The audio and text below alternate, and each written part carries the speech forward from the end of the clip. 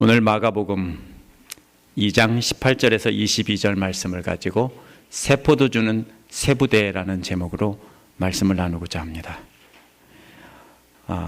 제 아내가 지난 11월 22일 토요일 한국에서 돌아왔습니다. 아내가 돌아오기 전날 한 분이 꽃다발을 가져왔고 또 돌아온 뒤에도 두 분이 이렇게 꽃다발을 주셨습니다. 그 화면 좀 보여주시겠어요? 처음엔 모든 꽃들이 아주 싱싱하고 예뻤습니다. 그런데 날이 갈수록 시들어갔습니다. 꽃이 시들어서 지저분해지면 시든 꽃만 빼서 버렸습니다. 그리고 싱싱한 꽃을 남겨놨습니다. 그 다음에 또 시들기에 또 버리고 남겨놨습니다. 이렇게 계속하다 보니까 2주일 후에 그 많던 꽃들이 사라지고 오직 국화와 카네이션만 2주일 동안 버텨서 저렇게 살아남아 있습니다. 어제 오후에 찍은 것입니다. 이 꽃들도 머지않아서 다 버려질 것입니다. 바벨론 포로에서 돌아온 뒤에 유대교 안에서 바리새인들의 영향력이 커졌습니다. 바리새인들은 율법을 철저히 지키면 메시아가 와서 하나님 나라가 이루어진다라고 생각했습니다. 그래서 율법을 지키지 않는 사람들은 하나님 앞에 드릴 수 없는 시든 꽃처럼 생각해서 빼서 버렸습니다. 또 곤란해서 버리고 보이는 대로 심판을 해서 곤란해서 버렸습니다. 그런데 원래 유대교에서 금식은 눈물을 흘리며 회개하는 것을 나타내는 것입니다. 그런데 바리새인들은 자신들의 죄에 대해 회개하며 눈물 흘리며 금식한 것이 아닙니다. 그들이 죄인들을 골라버리고서는 이스라엘에게 자신들과 같이 거룩한 사람들이 없다며 슬퍼하며 금식한 것입니다. 근데 저들의 슬픔은 죄인들의 안타까워하며 슬퍼한 것이 아니고 자신들은 거룩한데 다른 사람들은 자기들 같지 않다는 오만한 슬픔이었습니다. 그런데 예수님께서 오셔서 하나님의 복음을 선포하시고 자신들이 버린 꽃과 같은 제자들을 불러서 함께 잔치를 벌이니 화가 났던 것입니다. 바리새인들은 자신들의 권위로 사람들을 죄인 판결 내려서 하나님을 예배하지 못하도록 유대교 공동체에서 쫓아내버렸습니다. 그런데 예수께서는 저들의 판결을 뒤집고 저들의 권위를 무시했습니다. 마치 한 회사에 고용된 사장이 많은 직원을 해고했는데 회장 아들이 와서 도로 다 복직시켜 놓은 것과 똑같습니다. 그럼 뭐가 되겠습니까? 사장 얼굴은 똥이 되겠죠. 바로 그런 상황입니다. 지금 오늘 본문이. 그래서 잔뜩 화가 난 이들은 예수님께 와서 왜 당신의 제자들은 금식하지 않느냐 따진 것입니다. 저들은 자신들이 고대하던 메시아가 바로 예수라는 사실을 인정하지 않았기 때문입니다. 그러나 저들이 버린 죄인들과 잔치를 벌이신 예수님은 진짜 메시아라는 겁니다. 그래서 죄인들과 함께 잔치를 벌였다는 것입니다. 오늘 본문은 이런 관점에서 이해해야 하는 것이고 단순히 금식의 문제가 아닌 것을 알아야 합니다. 예수님께서 죄사함의 권세를 선포하자 신성모독이라고 생각만 했는데 예수님이 아셨죠. 그 다음에 예수님께서 죄인들을 불러서 제자로 삼자 제자들을 불러서 따졌습니다. 왜 그렇게 하냐? 그런데 오늘 본문에서는 금식을 가지고 본격적으로 싸움을 걸기 시작한 것입니다. 순서를 잘 생각해야 됩니다. 처음엔 생각만 했고요.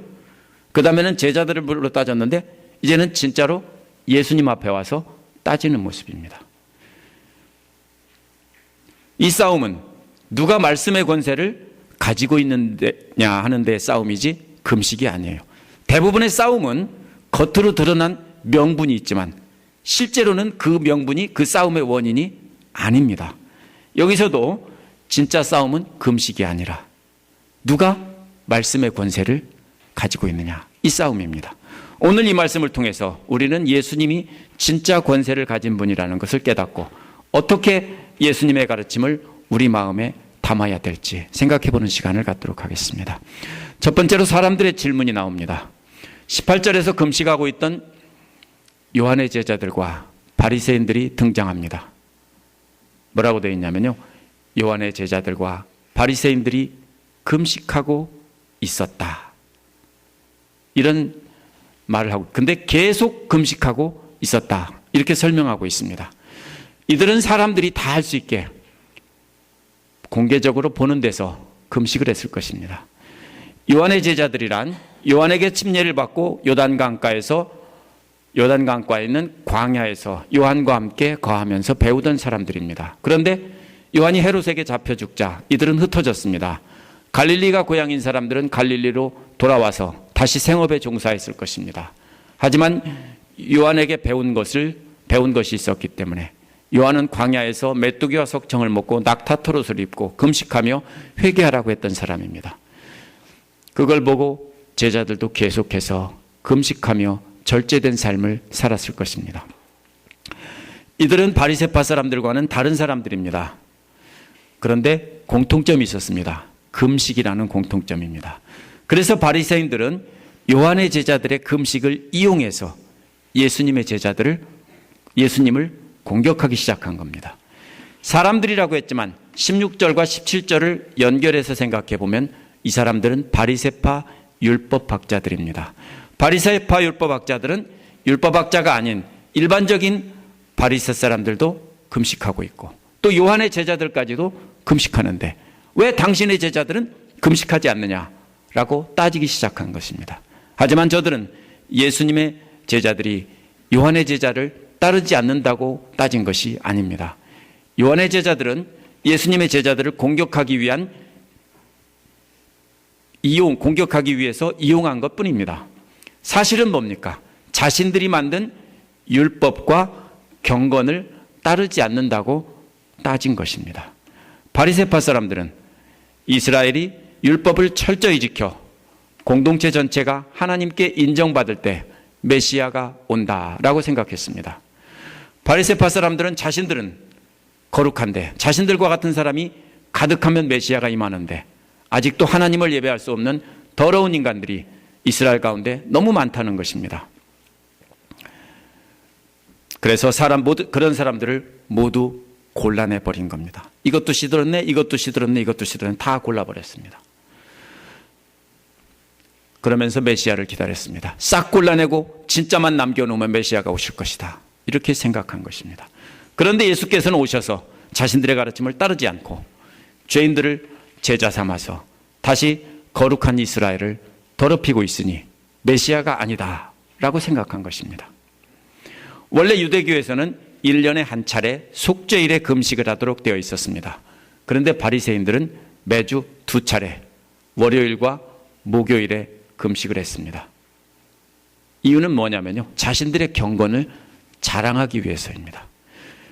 금식과 기도와 구제는 이들의 경건을 나타내는 중요한 증거였습니다. 유대인들은 이러한 바리새인들을 최고로 경건한 사람으로 그 권위를 인정하고 대부분 존경했습니다. 그런데 이런 바리새인들이 너 나가 한 그 사람들을 예수님은 와서 제자로 삼으신 겁니다.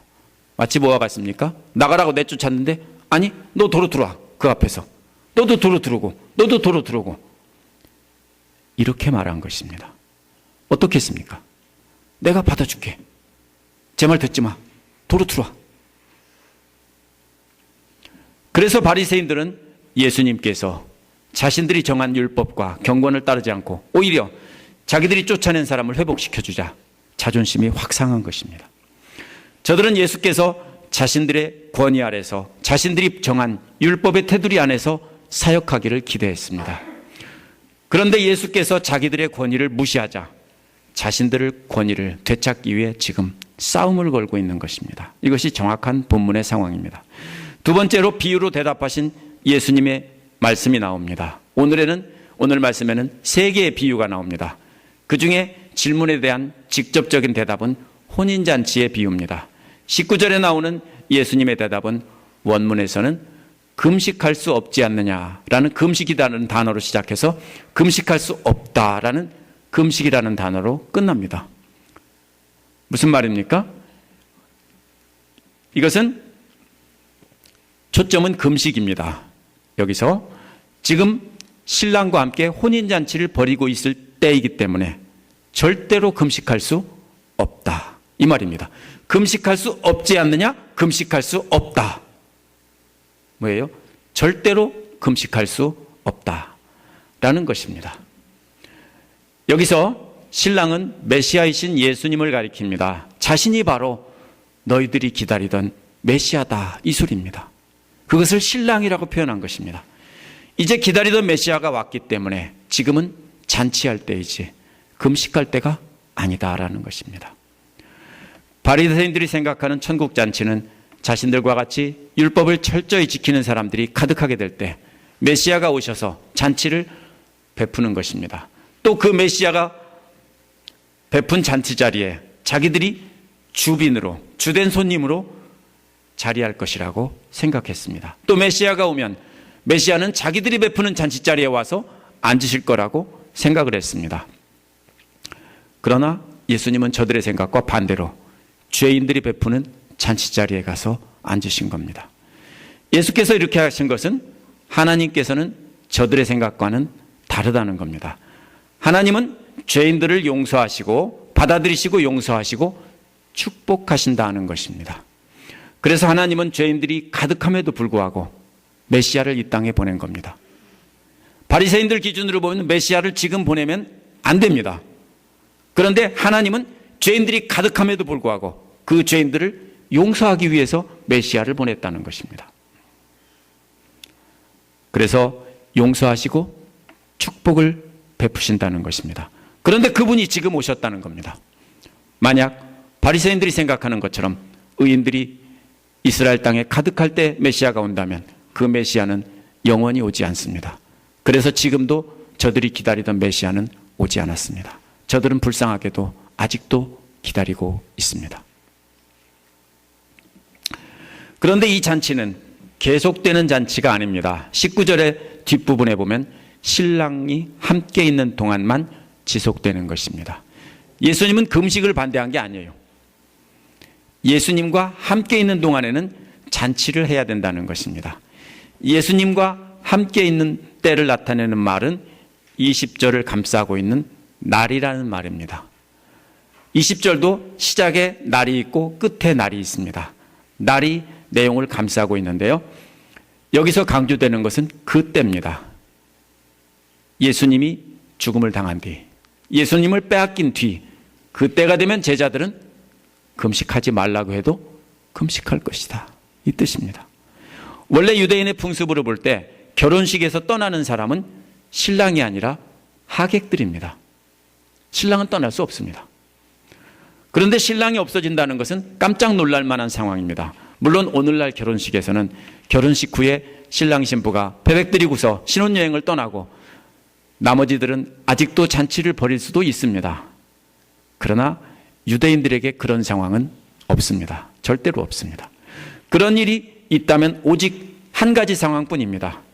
신랑이 결혼식 하는 도중에 끌려나가서 죽임을 당하는 겁니다. 그것 말고는 신랑을 뺏길 상황이 아무것도 없어요. 예수님 말씀은 뭐예요? 잔치를 벌이고 있는 중간에 예수님이 끌려나가서 죽임을 당한다는 그 소리입니다. 얼마나 두렵고 무서운 상황입니까? 예수님은 자신이 유대교 지도자들에게 잡혀 죽으실 것을 비유를 통해 말씀하신 것을 이것이 바로 그런 비유입니다. 메시아이신 예수님을 빼앗긴 뒤에는 제자들도 금식할 수 있다는 것입니다.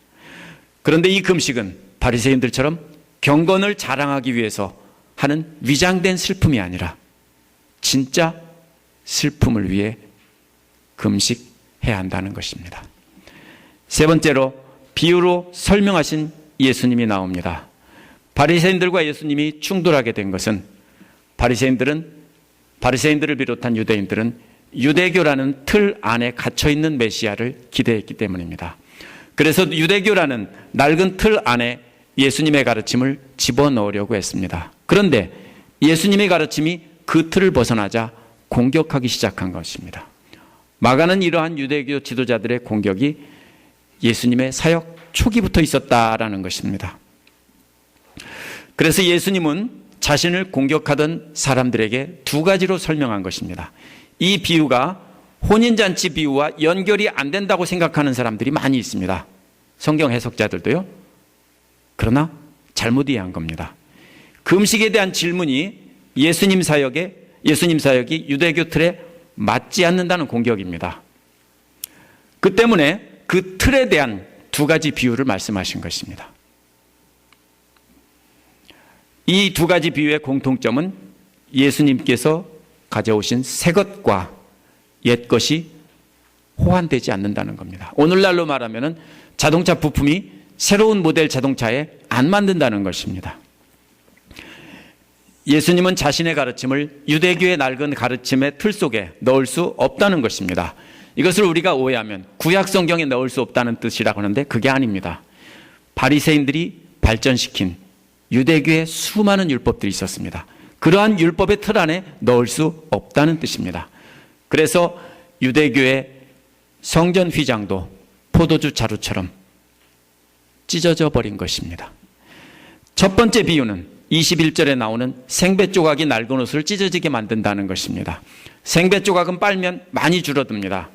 옛날에 특별히 손으로 짠 옷감들은 오늘날 기계로 짠 것보다 훨씬 많이 줄어듭니다. 그래서 생배 조각을 낡은 옷에 대고 꿰매는 사람이 없다는 겁니다. 그러면 생배 조각이 오그라들면서 낡은 옷을 찢어지게 만들어서 수리하기 전보다 더 심하게 찢어진다는 것입니다. 생배 조각은 예수님의 가르치고 침이고 낡은 옷은 바리새인들이 개발한 율법으로 된 유대교입니다. 당시 유대교는 여기저기가 헤어져서 입을 수 없는 옷과도 같았습니다. 이 비유를 통해 예수께서 말씀하시려는 것은 바리새파 사람들이 발전시킨 유대교의 율법의 빈자리에 떨어진 구멍에다가 예수님의 가르침을 떼워가지고서 쓸 수 없다는 것입니다. 유대인들은 메시아가 오면 낡은 옷과 같은 유대교를 수리해서 새 것처럼 만들 것이라고 생각했습니다.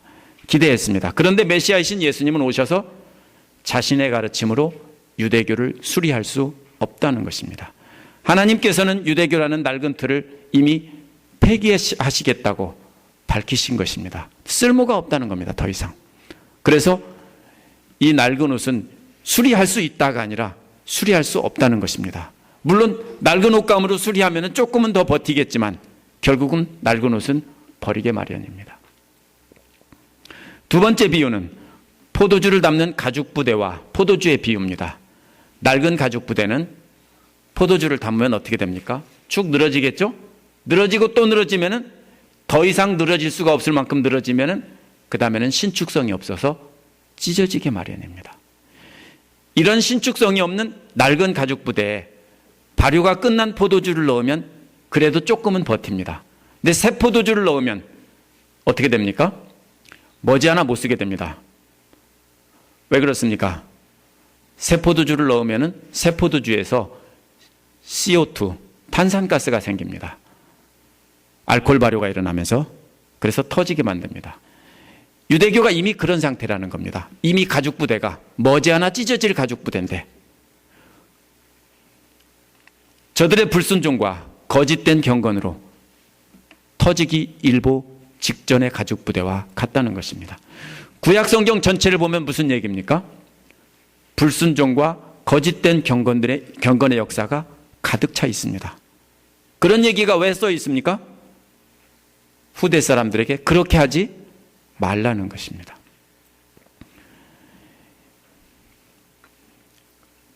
이런 가죽 부대에다가 새 포도주를 넣으면 부풀어 올라서 터져버린다.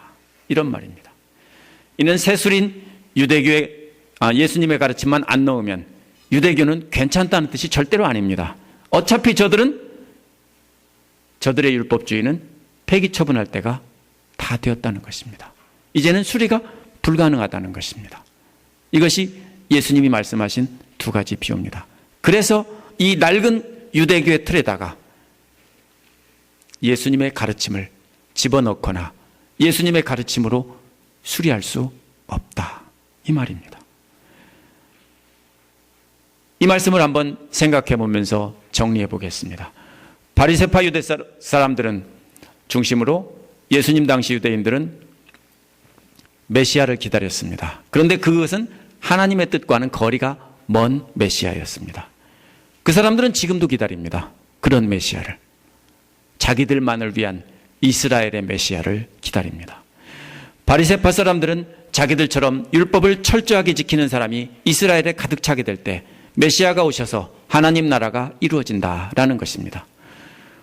하나님은 자신들만의 하나님이고 메시아는 주변 모든 나라를 정복해서 다윗 왕 때 같은 강력한 나라를 이루게 된다는 것입니다.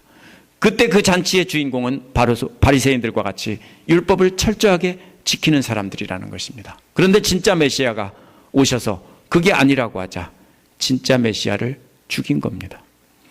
그리고 자신들만의 메시아를 기다리고 있습니다.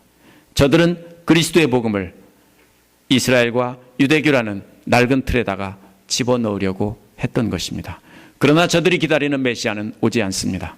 진짜 메시아이신 예수님은 죄인들을 위해 이미 오셨기 때문입니다. 진짜 메시아이신 예수님은 죄인들이 가득한 이 세상에 오셔서 죄인들을 용서하시고 천국 잔치를 베푸신다는 것입니다. 예수님의 지상사역이 바로 그런 하나님의 나라가 도래했다, 왔다 하는 것을 알리는 것입니다. 물론 하나님의 나라는 예수님 다시 오실 때 완성될 것입니다.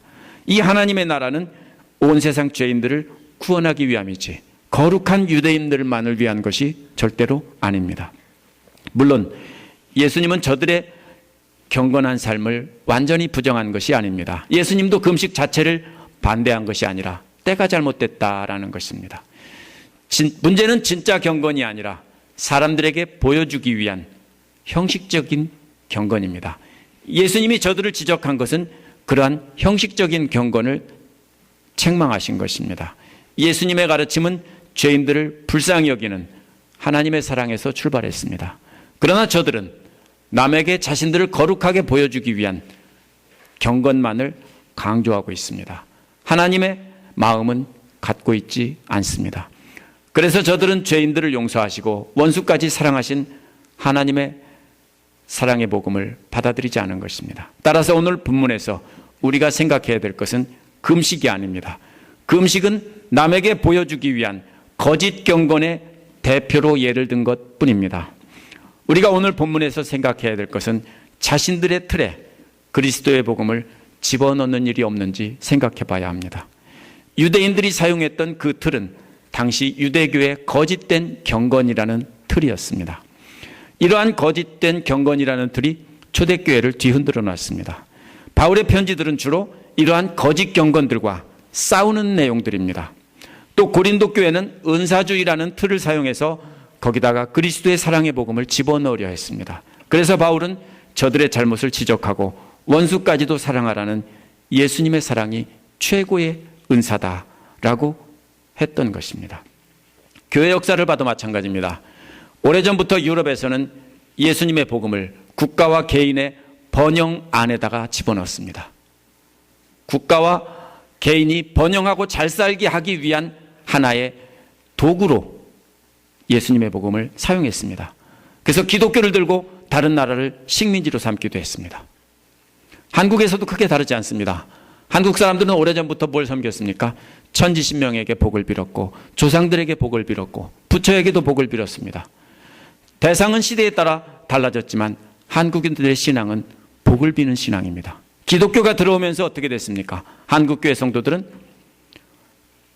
예수님이 베푸셨던 그 사랑을 어디다 집어넣습니까? 복이라는 틀에다가 집어넣습니다. 복을 비는 신앙 안에 예수님의 사랑을, 예수님의 가르침을 집어넣으려고 했습니다.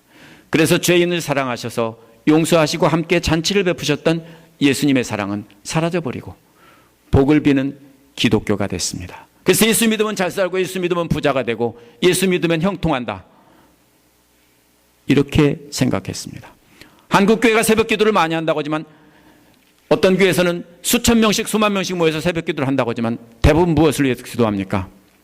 예수님의 사랑이 이 땅에 이루어지기 위해서 기도합니까? 그렇지 않습니다. 뭘 위해서요?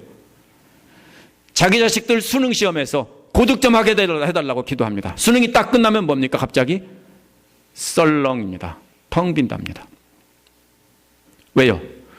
복을 비는 기독교로 예수님의 사랑을, 예수님의 가르침을 바꿔버렸기 때문입니다.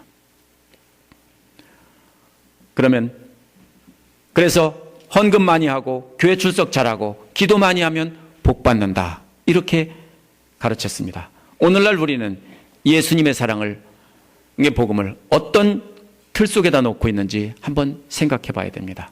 많은 미국의 한인 교회들은 미국에 사는 한인들끼리 교제라는 틀에다가 복음을 넣고 이용하는 경우도 많이 있습니다. 만약 예수님처럼 죄인을 용서하고 죄인들과 잔치를 벌이며 원수까지 사랑하는 그 사랑이 빠진다면 우리도 결국 예수님의 사랑의 복음을 우리가 가진 틀 속에다 집어넣고 이용하는 것입니다. 금식하는 것과 기도하는 것과 헌금하는 것과 구제하는 것을 거짓된 경건을 자랑하기 위해 이용하지 않는지 한번 생각해 봐야 됩니다. 한번 생각해 보세요. 여러분이 헌금하고 기도하고 구제하고 이것을 남에게 자랑하기 위해서 하지 않는지, 아무리 열심히 금식하고 아무리 열심히 기도하고 헌금과 구제를 많이 해도 그것이 자신이 괜찮은 사람이야를 드러내기 위한 것이라면 우리는 예수님 당시의 바리새인들과 똑같은 사람들입니다. 바리새파 사람들처럼 사람들을 정죄하고 골라내면서 나는 괜찮은데 쟤들이 문제야 하고 골라내기 시작한다면 우리는 예수님의 가르침을 우리 안에 담을 수 없습니다. 예수님께서 품은 사람들을 우리는 다시 또 넣어나가라 하고 말하고 있는 거나 똑같은 것입니다. 만약 우리가 갖고 있는 현재 잘못된 교회의 틀을 깨버리지 않고 새롭게 변화되지 않으면 우리는 예수님의 가르침을 우리 안에 품을 수 없습니다.